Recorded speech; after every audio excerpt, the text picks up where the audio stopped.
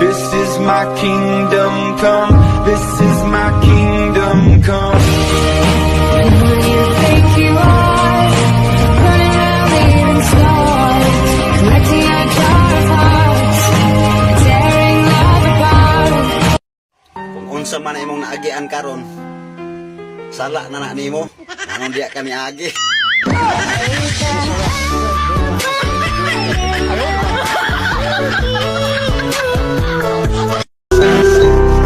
Bakit ba tayo nabuhay kung mamamatay lang din naman? Hindi ko maunawaan ang kahulugan ng buhay na ito. Purong material na bagay ang pinapahalagahan, higit sa ano paman. Madadala ba nila yan sa langit? Anong silbi ng pagkakaroon ng malawak na lupain kung ilang metro lang din naman ang iyong magagamit? Kailan pa kaya nila mauunawaan? Iisa lang ang makakapagligtas sa sanlibutan. At yun ay walang iba kundi ang salita ng Diyos. Nagtuo sila nga kwartahan ko. Nagtuo pod gani ko.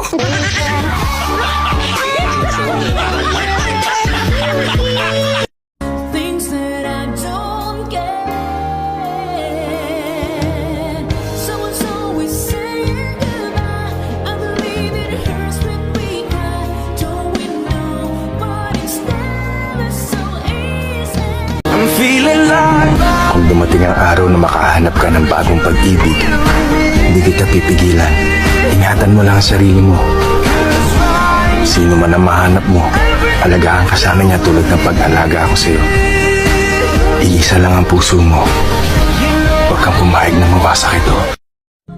Hindi naging maganda ang kabataan ko pero kahit papaano masaya ako. Ni minsan hindi ko tinanong ang Panginoon kung bakit sa akin nangyayari ang mga bagay na ito. May mga pagkakataon sa buhay natin na napapaisip tayo na galit sa atin ang Panginoon. Pero kung titingnan mo yon sa kabilang dako, malalaman mong inihahanda niya lamang tayo para sa mas magandang hinaharap. Kung ibang taong nakaranas ng nakaraan ko, paniguradong sasagi sa kanilang isipan na tapusin na ang kanilang buhay.